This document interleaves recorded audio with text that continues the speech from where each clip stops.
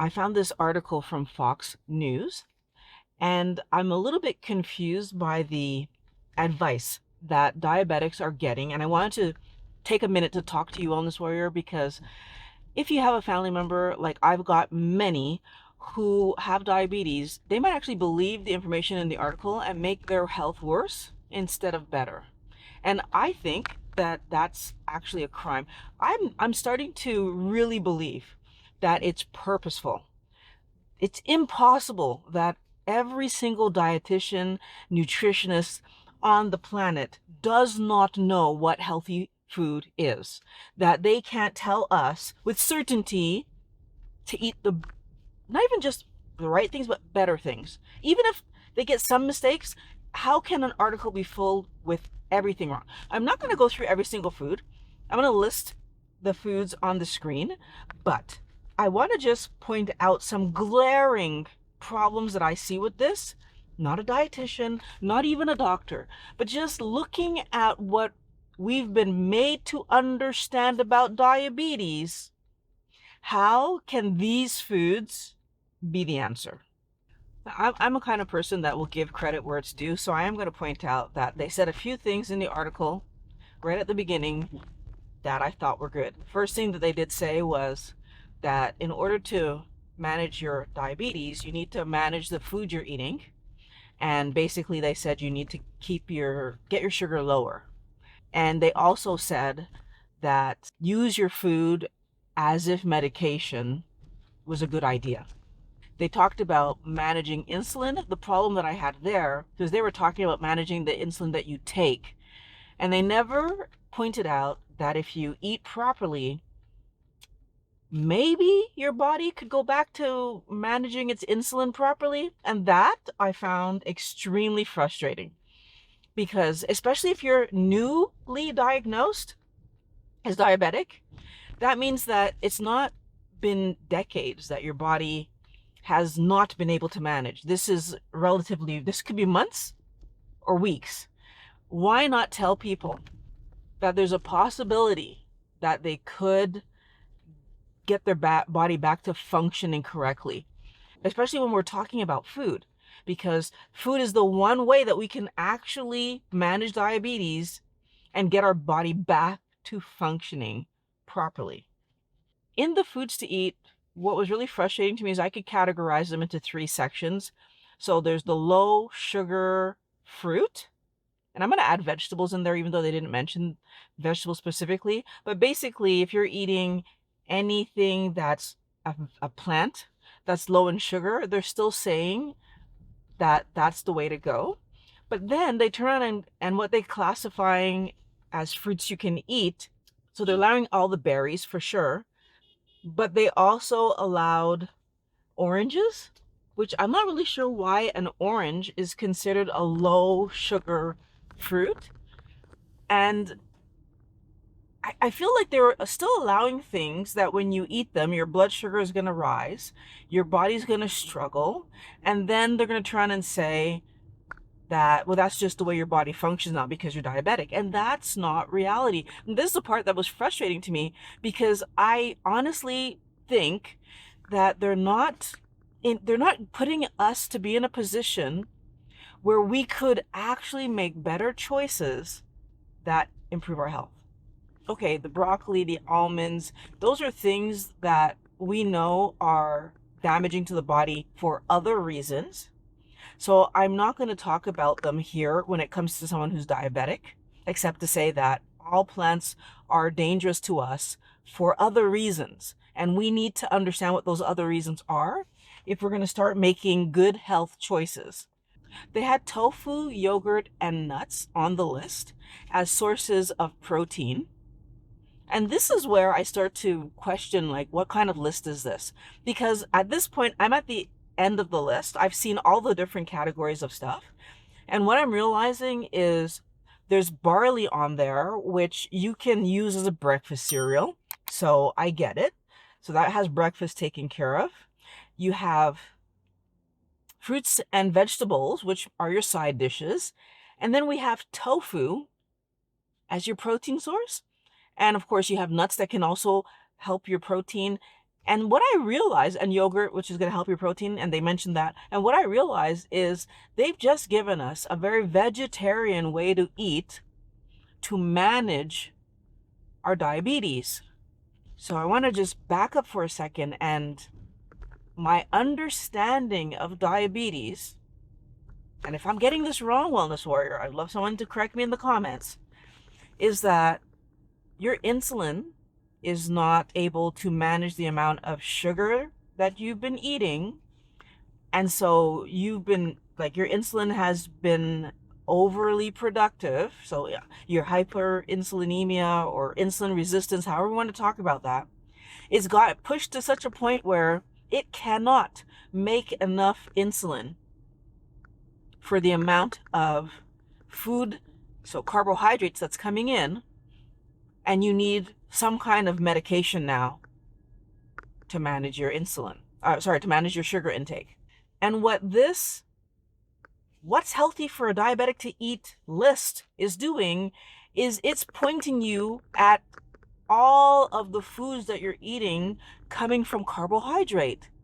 Wellness Warrior, tell me how this is not Fox News and whoever funded this article trying to make you sicker. Because plants are carbohydrates, are sugar. That's what they are. So basically, this entire list, except for the yogurt, is a list of carbohydrates. How does that help you in any way to keep your carbohydrate count low? They haven't given you anything that's protein fat that doesn't have carbohydrates on it or in it. Now, when we talk about the foods that they tell us not to eat, I agree with almost everything on the list. But then they say you should avoid fried foods. And that's the way they word it, fried foods. And the examples that they give you are French fries and fried chicken. Wellness Warrior, there's a way to cook fried chicken that's absolutely healthy. If you're eating deep fried chicken that's covered in some kind of batter that's made from flour or some kind of breading or some kind of, right, and it's being cooked in seed oils, yes, I agree with them. You need to avoid that kind of stuff. But if you're frying chicken in tallow or lard, there's no reason to avoid fried chicken. If you're frying any meat that's cooked in tallow or lard, there's no reason to avoid fried foods. If you're going to fry your vegetables in tallow or lard and they're low glycemic, again, there's no reason to avoid fried foods. But if you're eating foods that are fried in healthy oils and you're not burning the food or burning the oil, there's no reason that you can't fry your foods if you enjoy fried foods. Another problem that I have with this article is it's very clear that they are focused on snacking. And they actually say, oh, but if you want a sweet treat, have dried fruit. So I want to point something out, because earlier in the article, they tell you to avoid high sugar fruits, although they turn around to say that oranges are okay. But dried fruit allows you to have more of that dried fruit in a smaller package, so you end up eating more of them, basically. And because you're taking the water out of them, they're tasting even sweeter. We are absolutely ignoring the fact that our brain reacts to the taste of sweet, and therefore our body then reacts to our brain reacting, because if my control center is telling my mouth, that's sweet, it means it's also telling my body, sweet's coming in, and my body will react appropriately. So, Wellness Warrior, when they tell you in this that you can have sugar-free candy, and they tell you that, well, artificial sweeteners, like yes or no, like they're kind of on the fence on it.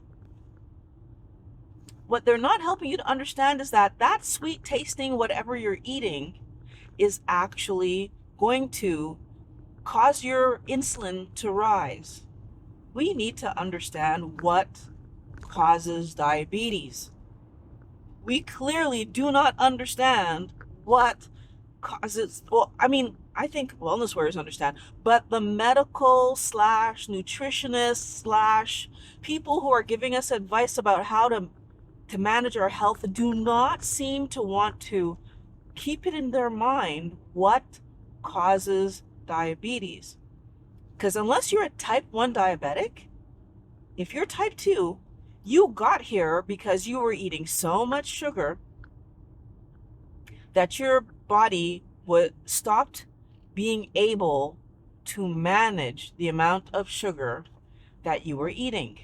That's what causes type 2 diabetes. Because this list of the 12 best foods to eat and the 7 foods to avoid is still focusing us on snacky things. The other problem that's happening is we are constantly raising our insulin. Every time you eat, your body has to deal with the food you've eaten. And since every one of these things they're telling us is carbohydrate, you're not just having an insulin rise like if you would have eaten protein and its accompanying fat. You're having an insulin spike. And yes, I know at one point in this article they said, "Oh, eating this way is going to stabilize your blood sugar." Yes, it will, at a very, very high, steady level, because you're going to be hungry and chasing food all the time and eating constantly, multiple meals, because that's what they're aiming you at. Why are they saying this is going to help you to live your life at a healthy weight? Because everything that I've seen here shows me that they're still pushing you towards eating foods that are going to cause your weight to rise. At one point they mentioned prunes. They said, "Oh, you should eat prunes. They're a great snack." The total carb count of just 5 prunes is 30 grams, Wellness Warrior. 18 of that is glucose. 5, almost 6, call it 5.9, this is basically 6 of that is fructose. Dr. Berry keeps reminding us that fructose glycates in the system 10 times as much as glucose. That means that little 5 or 6 grams is like if you had 60 grams. It's 10 times as glycating as the glucose that you have. It's not insignificant, Wellness Warrior. It's not because fructose doesn't raise our blood sugar that it means that it's harmless. It's absolutely harming us. It's absolutely doing horrible things inside of our body that we, for some reason, are being told by this nutritionist and dietitian, whatever she is, that it's fine. It's not fine. I don't want you to leave this video not knowing what to eat. So I'm going to be very clear with you, because there is an answer. The diabetic should eat food. They should eat meals. That's it. That's all. You want to minimize the amount of times your insulin rises, because that's what's pushing your diabetic situation. Your body wants your blood sugar to be at the right amount. Not at a high number, not at a low number, at the right amount. And your body knows what that number is. It's been trying to keep you there. That's why insulin was rising. So what does that mean? I want you to eat real food. Real food is protein, animal protein, and its accompanying fat. If you eat animal protein and its accompanying fat, which is real food, your body will be able to manage the amount of carbohydrates coming in, because there won't be any coming in. So let's put that on the table first and foremost. If the only thing that you ate was real food, meat, poultry, fish, eggs, you would be, well, eggs have carbohydrates in them, but you would be getting the right amount of food coming in, and your body would manage it beautifully. Now, if you decide to eat some low sugar vegetables, and I said low sugar vegetables, not fruit. Fruit is for snacking. You do not want to be snacking. You want to be eating food. So if you decide to eat low sugar vegetables, then what's going to end up happening is that now you're going to have some carbohydrates that your body's going to have to manage. And if you do a good enough job of keeping those carbohydrates under 20 grams, your body should be able to manage according to what the doctors have been saying. But you might not be able to. I wasn't able to do it at 20 grams of carbs. I had to bring myself down to 18 to get my body to be able to manage. And when I figured that part out, I actually brought myself down to 10 because I didn't want to risk that maybe 18 wasn't low enough. And the truth was, I needed 10. Now, eventually, my body was able to regulate my weight. Eventually, my body was able to get me to a situation where I felt healthy enough and strong enough and committed enough that I wasn't experiencing any signs that I could tell that said that I was struggling with carbohydrates anymore. That's back when I was still eating carbohydrates, Wellness Warrior. Because I ate carbohydrates for 5.5 years before I decided to fully go carnivore. And I was feeling amazing. Now, I feel even better now because I've stopped adding the other toxins that we're not talking about today. Today is about diabetics. So I'm only talking about things that have to do with diabetics, right? I'm not talking about the other toxins that are in vegetation. If you want to manage your diabetes properly, this article is not helping you because this article is focusing you on some kind of vegetarian style way of eating that I guarantee you is not going to solve this problem long term. And by the way, the part where they say don't eat any packaged junk food, if you make cake at home, will you add sugar to the mix? Whether it's white sugar, brown sugar, or prunes like they suggested in the article, like pureed prunes, and it's still sugar. That's why it tastes sweet. Where do we get sugar from? We get sugar from plants. Sugar cane is a plant. Beets are a plant. That's where we get the majority of our sugar. So all plants contain sugar. We do chemical things to them or mechanical things to them to get the sugar out and use it for our purposes. I'm suggesting to you that you want to stop doing that all around, even at home. If you're eating something that you know in the ingredient list is sugar, that is impacting your diabetes. It's making it worse.